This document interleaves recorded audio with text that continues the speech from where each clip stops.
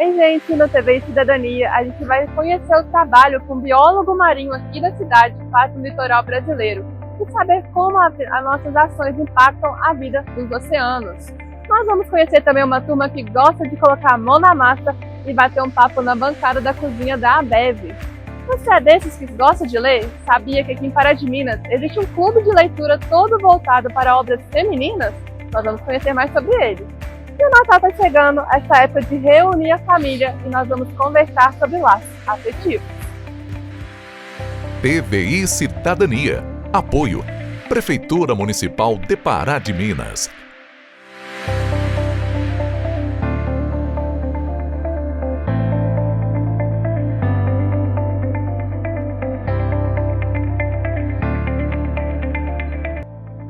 A gente sabe que o meio ambiente está todo interligado, né? Mas muitas vezes a gente não tem a real dimensão do impacto que a gente causa no meio ambiente.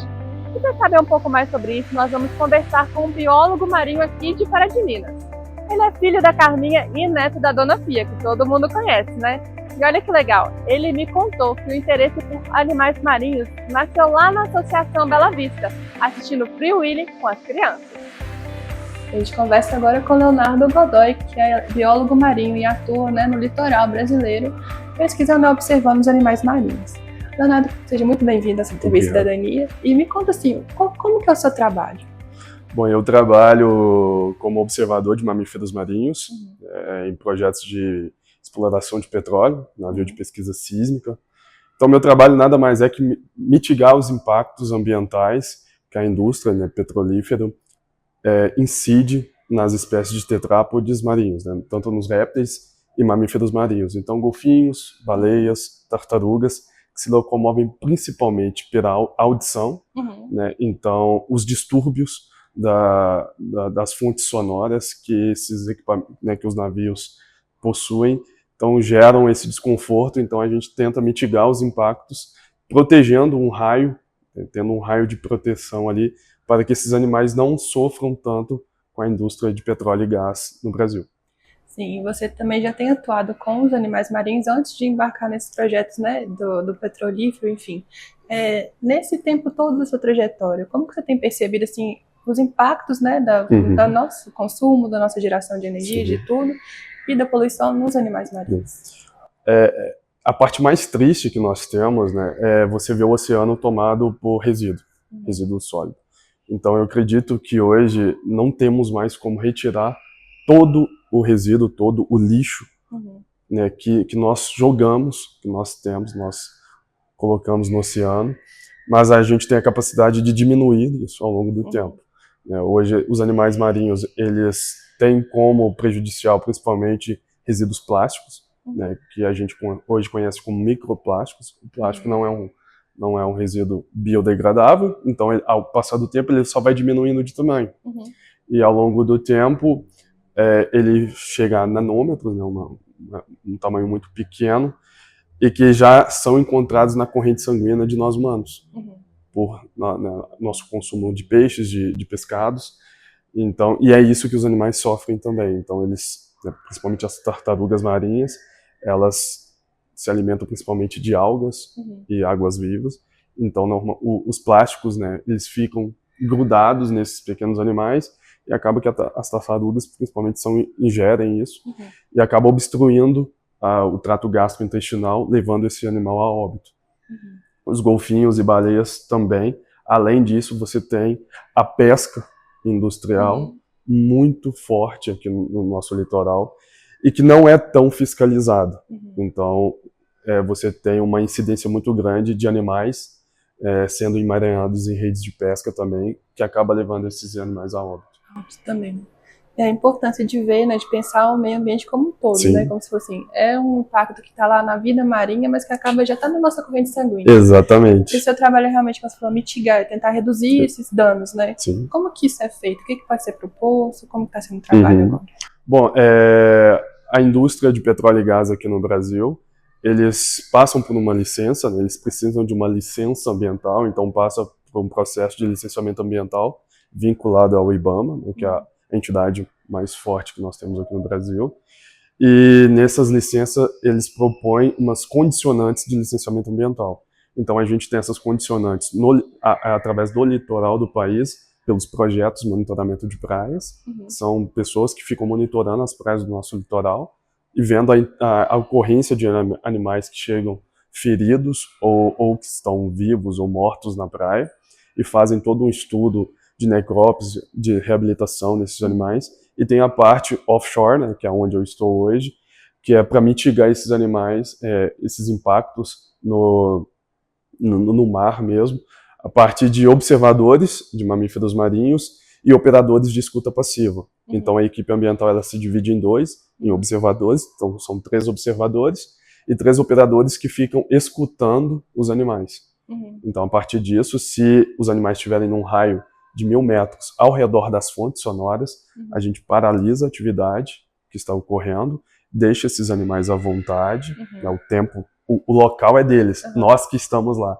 Então a gente deixa eles à vontade, saiu desses 1000 metros, a gente pode retornar à atividade gradualmente. Então é uma forma de mitigar, de diminuir os impactos, para que tanto a indústria de petróleo e gás consiga executar seu trabalho no litoral, quanto os animais consigam se desenvolver e continuar seu ciclo de vida naturalmente. E você comentou também que esses estudos não tem como livrar de tudo que já tem sido feito, mas, como você disse, existe uma esperança de diminuir e melhorar essa vida, Sim. né? Para vocês terem uma noção, nós estamos a 500 quilômetros de uma cidade, 600 quilômetros de uma cidade litorânea, né? E a maior incidência de resíduo sólido que é jogada nos oceanos vem das cidades que não são litorâneas. Aqui no Brasil, 80% do lixo, do resíduo sólido que chega nos oceanos, são provenientes de cidades do interior. Né? Então a importância que nós temos aqui como cidadão, como paraminense, é de fazer, a gente felizmente passa por uma dificuldade na coleta seletiva na cidade, mas é cada um tentar fazer seu papel, tentar não jogar os lixos, os resíduos nas ruas, tentar respeitar o horário, né, e dias de coleta de lixo, porque com essa chuva de verão agora, o pessoal não colocando, então vai acabar correndo e chegando aos rios, e esses rios ao longo do tempo se desaguam, né, nos mares, e esse resíduo acaba indo para os oceanos. Então a nossa importância aqui como cidadão é a gente tentar fazer a nossa parte, respeitar né, os dias de coleta seletiva, os dias que o caminhão de lixo passa, para que assim a gente consiga diminuir ao longo do tempo a incidência de resíduo que chega nos nossos oceanos. Muito obrigada, Leonardo, pelo seu tempo, pelas explicações. E é isso aí, pessoal. A importância, né, da gente fazer a nossa parte, porque o meio ambiente é todo integrado. Então, um pouquinho que a gente faz aqui pode afetar tudo à nossa volta. Muito interessante, né, gente? Pensar que as nossas ações aqui impactam diretamente os oceanos, né? Temos realmente que fazer a nossa parte pelo meio ambiente. E agora o nosso assunto vai mudar, mas vamos continuar lá na ADEV. Vamos conhecer uma turma que faz um projeto lindo de culinária, cheio de pertencimento e afeto. Na Associação Bela Vista, existem diversos projetos pensados para a comunidade. Um deles é o Pertencer, voltado para pessoas da terceira idade e fomentado pelo Fundo do Idoso por meio da Vale. O projeto Pertencer é dividido em 4 módulos, né? Que é a aula de culinária, atividade física, o ateliê, música e campo, né? Então, cada atividade tem o seu dia específico, a culinária toda segunda-feira, e a gente trabalha com 10 pessoas idosas na parte da tarde, no horário de 13 às 16 horas. E para participar, um dos requisitos é ter pelo menos 60 anos. É só vir aqui no projeto, fazendo a sua inscrição, né? O único requisito é ter mais de 60 anos e pode ser de qualquer bairro da cidade ou de qualquer bairro adjacente ou que faça parte de Pará de Minas, tá? Tem que ser de Pará de Minas, não pode ser de outra cidade. Observando a turma na aula de culinária, fica fácil perceber que o projeto não poderia ter um nome melhor que Pertencer. No entremeio à atenção às instruções da receita, cabem muitas conversas, trocas e boas lembranças. É uma maneira da gente estar resgatando, né, os costumes, né? A maioria dos pratos são sugestões, tá? São senhoras e senhores, né, que fazem parte.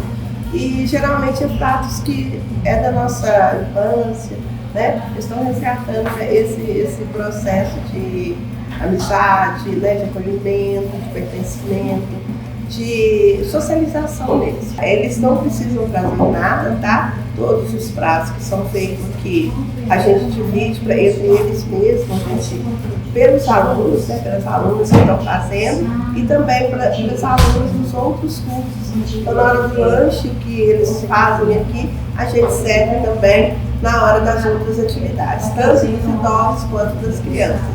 Neuza participa do projeto desde o começo e sente que essa rica convivência faz a diferença na sua vida.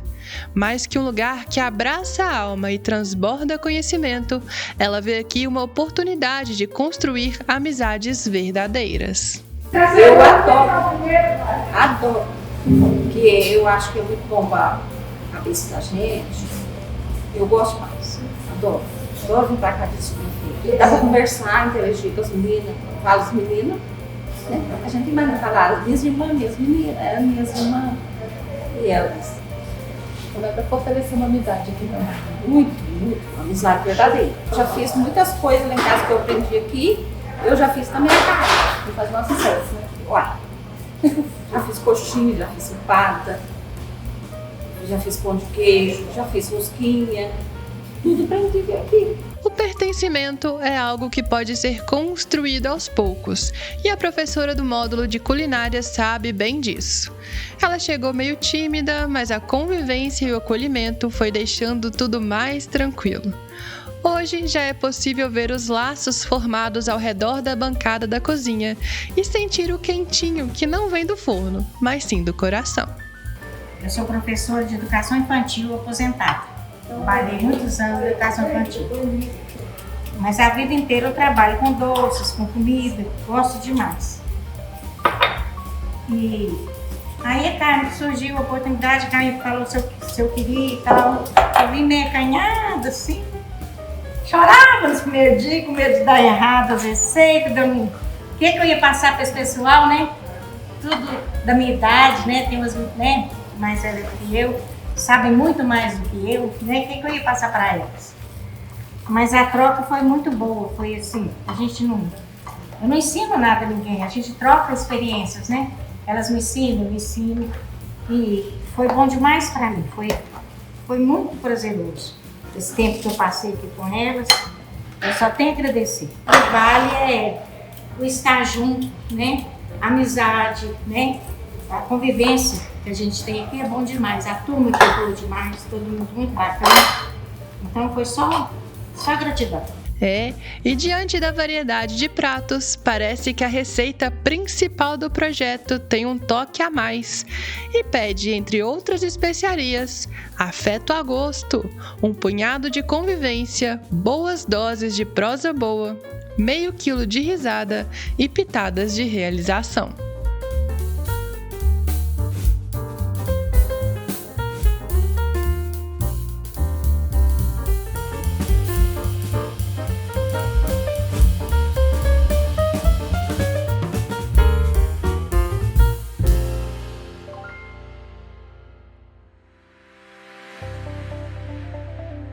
E a cozinha tem mesmo esse poder, né, de afetividade e compartilhamento de memórias. E você aí, que tal resgatar uma receita de família e preparar com quem você ama? Vou te deixar pensando sobre isso aí. A gente vai para um rápido intervalo de TV e Cidadania. Volta já!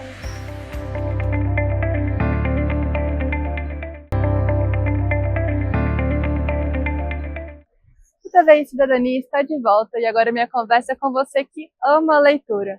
Tão bom quanto ler o livro e conhecer novas histórias é ter com quem compartilhar, não é mesmo? E aqui em Pará de Minas existe um clube de leitura todo voltado para obras femininas. Nós vamos conhecer agora. E agora a gente vai conversar com a Terezinha Pereira, que é mediadora do Clube do Livro aqui em Pará de Minas. Terezinha, seja muito bem-vinda ao TV Cidadania. Agora me conta como que surgiu essa ideia de ter um clube aqui na cidade. Bem, o Clube do Livro, ele surgiu assim, por acaso. Éramos 4 pessoas que gostavam muito de ler. A Aide, que é coordenadora também, que ajuda na coordenação, né? A Fátima, a Flávia, e depois, e eu, né?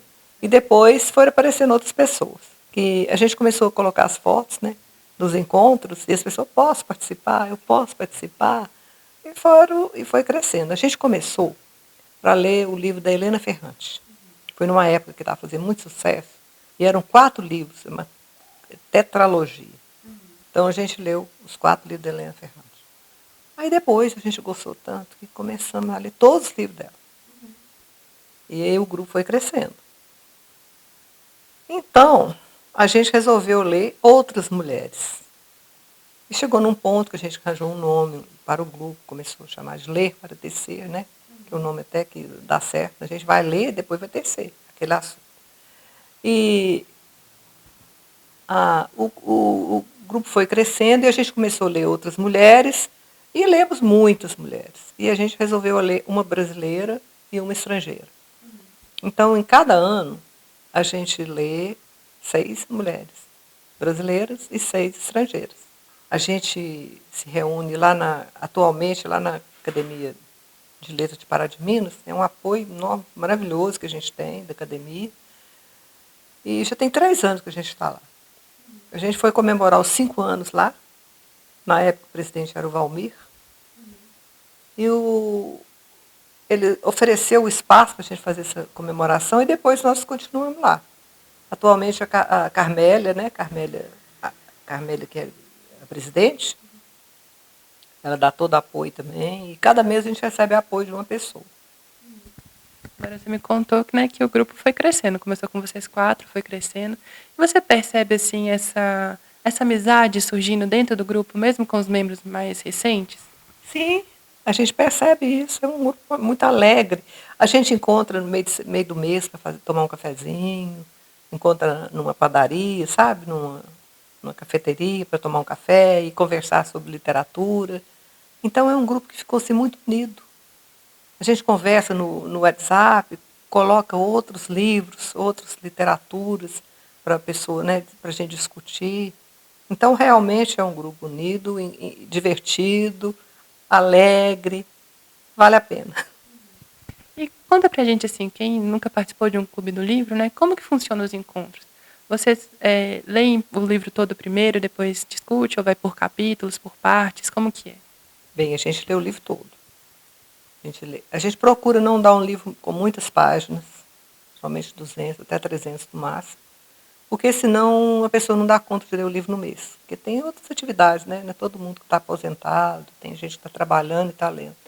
Então, no final do mês, na última quarta-feira de cada mês, a gente se encontra para conversar sobre o livro, discutir aquela literatura. Aí a gente olha a biografia da autora, outros livros que ela escreveu, né, comenta sobre eles também, fala alguma coisa. E a gente faz essa reunião. E é uma reunião divertida, porque tem um lanchinho no final, cada pessoa, um lanche comunitário, cada pessoa leva alguma coisa. Então é um encontro muito saudável, muito agradável, e está aberto para qualquer pessoa da comunidade. Qualquer pessoa que quiser participar do Clube do Livro tem que estar disposta a ler um livro, comprar um livro por mês. Ou pegar na biblioteca se tiver, né? Mas é apenas isso, é muito simples. E você percebe, então, assim, muitas pessoas falam que as pessoas estão lendo cada vez menos, está mais difícil, mas essa tradição, né, essa cultura rica está bem viva aqui em Pará de Minas, né? Está bem viva, né? Porque eu já participo de outro clube de leitura também, com outras pessoas. Eu sei que existem outros clubes de leitura aqui na cidade. A gente sabe disso. Então, tem muitas pessoas lendo. Seria bom se tivesse mais pessoas. E pessoas de todas as idades. Nós temos pessoas bem jovens no grupo. Tem pessoas que estudam fora, quando chega julho, quando chega janeiro, participa também, sabe? Porque não tem uma coisa fixa assim, que tem que ir todo mês. Não é aquela coisa obrigatória, né, de participar de uma reunião. Ela olha, vê se o livro agrada, e vai lá, lê o livro e comenta. E é muito interessante, sabe, as reuniões, porque são opiniões diferentes. Muita gente vê uma coisa na história que outra pessoa não tinha visto, não tinha prestado atenção naquilo. Então é muito enriquecedor.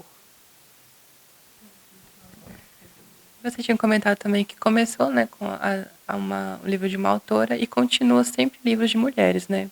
Por que essa preferência? Vou te contar uma história. Você ouviu falar muito no Prêmio Nobel, né? O Prêmio Nobel já tem mais de 100 anos. Mais de 100 autores masculinos ganharam e feminino talvez 18 ou 19 mulheres, até hoje. Então, as mulheres não são lidas, até pelos homens. Nós temos poucos homens no nosso grupo de literatura. Nós temos 3, 4, tem dia que vai só um. Então, homem não gosta de ler mulher. Não, a gente não sabe o motivo, não. Certo? Mas está melhorando isso também. As mulheres estão sendo descobertas, porque realmente há muito texto bom, muito livro bom escrito por mulheres. Terezinha, nosso tempo é curto, mas muito obrigada por ter recebido a gente aqui, pela disponibilidade desse assunto tão importante, né? E fica aí aberto, né, para todo mundo, quem quiser participar do Ler para Tecer ou de outro clube do livro aqui em Pará de Minas, é sempre muito bom fomentar a leitura, descobrir novos universos e novas opiniões. Muito legal, né, gente? E além de incentivar a leitura, também tem a criação de laços afetivos. E falando em laços, o Natal está chegando e para muitas pessoas é uma época de reunir a família e fortificar esse vínculo afetivo, né? Mas para outras pessoas, nem tanto. Nós conversamos com uma psicóloga e vamos falar agora um pouquinho sobre laços afetivos. E agora a gente vai conversar com a psicóloga e professora universitária Ana Luísa Ribeiro sobre esse tempo que a gente está vivendo agora, né, o Natal, que proporciona muitos encontros em famílias, todo mundo faz uma força maior para encontrar a família nesse tempo, né? Não sei na sua casa, mas aqui é assim. E a gente vai conversar sobre isso mesmo, né, esses laços afetivos com a família. E aí você tem percebido isso, Ana Luísa, que a gente está vivendo uma correria, está ficando um pouco mais distanciado e realmente o Natal é um ponto de encontro forte, né? Sim, primeiramente, boa tarde, Tércia, boa tarde, ouvintes, é um prazer estar aqui conversando com vocês. Bem, o Natal, ele tem um simbolismo muito importante, né, na nossa cultura. Ele incentiva esses encontros, que como você mesmo bem colocou, a nossa rotina é muito acelerada, né, trabalho, família, e aí é muito fácil distanciarmos, né, e encontramos dificuldades aí de encontrar motivos, pretextos para a gente estar em famílias ou amigos mesmo. E o Natal, ele vem com esse simbolismo e um incentivo mesmo de nos encontrarmos, né, de reaproximarmos muitas vezes.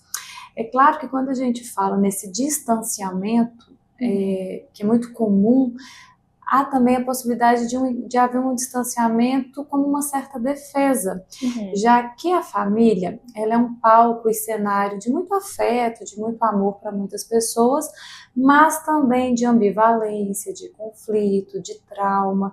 Então esse distanciamento, se a gente não tiver uma imagem muito ingênua, né, do Natal, ele pode se configurar como uma certa defesa para encontrarmos com mais frequência, né?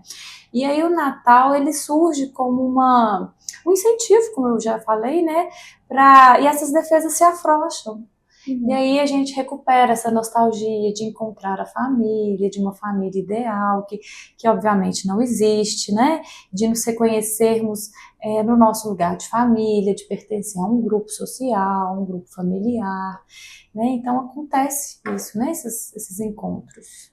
Acaba também com o resgate de tradições familiares, às vezes uma volta de vivência, indo para a casa da sua mãe, por exemplo, você se torna mais filha do que uma pessoa sozinha, ou né, uma mãe que você já pode ser. Sim, é esse sentimento de pertencimento, né, que é muito importante, e vem essas datas comemorativas que nos fazem entrar em contato com a importância disso, com esse sentimento, né, de pertencimento, de afeto. Diante desse distanciamento também que a gente vem vivendo, tanto de forma de defesa quanto pela rotina mesmo, né, esses laços familiares, quando são construídos muito forte na infância, eles acabam que não se rompem, né? Eles se mantêm para a vida toda. Sim, é importantíssimo, né, a criação desses vínculos familiares. Eles são comumente constituídos na infância. Os primeiros laços sociais são formas de identificação, geralmente com os cuidadores, com os pais, familiares, né? E esses vínculos, eles podem perdurar a vida inteira, podem não, eles perduram. Então, como se é criado, né, esses vínculos aí, eles repercutem na minha vida adulta. E é isso que muitas vezes nos dá capacidade de distanciarmos, separarmos provisoriamente de algumas pessoas, né? Às vezes por trabalho, jornada de vidas diversas aí, e às vezes nos retornarmos às nossas origens, porque esses vínculos, quando bem estabelecidos, eles são internalizados. Esses vínculos inaugurais da infância é como nós aprendemos a amar, a nos relacionarmos, e isso repercute para a vida toda. E acaba sendo também esses vínculos um ponto de segurança e de apoio para a gente também, né? Sim. E essa questão também, a gente vem falando muito da família, mas igual você mesmo disse, a família é um lugar muito ambivalente. Então algumas pessoas podem não ter uma relação muito boa com a família e não conseguir fazer esses laços afetivos, mas acabam buscando em amigos e outras pessoas. É sempre importante buscar por algum laço afetivo? Certamente. O ser humano é um ser de alteridade. O que isso quer dizer? É um ser de laços sociais. Precisamos do outro para existir.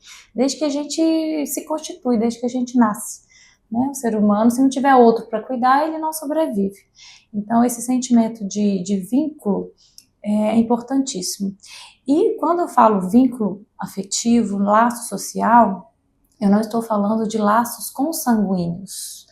Existem, tem uma repercussão, tem um efeito, mas quando eles não são quando eles são frágeis, na verdade, eu penso que é até uma necessidade o ser humano, o sujeito, buscar outras formas de se vincular, seja por amigos, parcerias afetivas, amorosas, professores, pequenas comunidades, encontros. Esses vínculos têm, então, um impacto muito grande, né, na forma de existir, do pertencimento que a gente vem conversando aqui.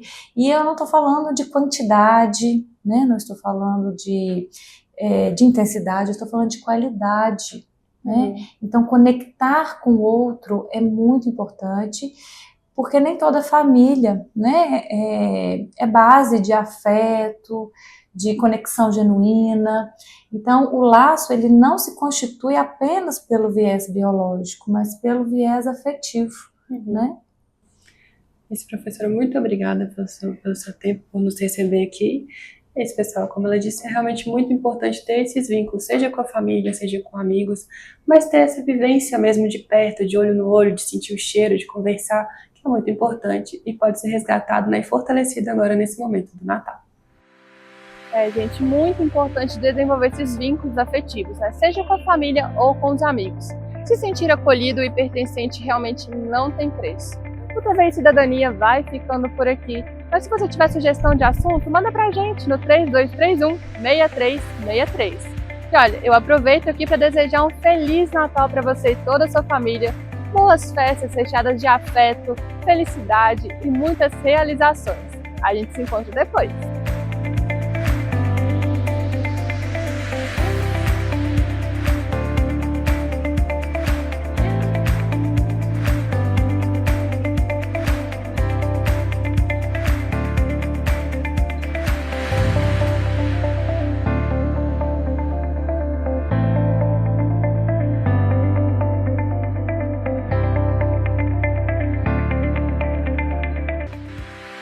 TVI Cidadania. Apoio: Prefeitura Municipal de Pará de Minas.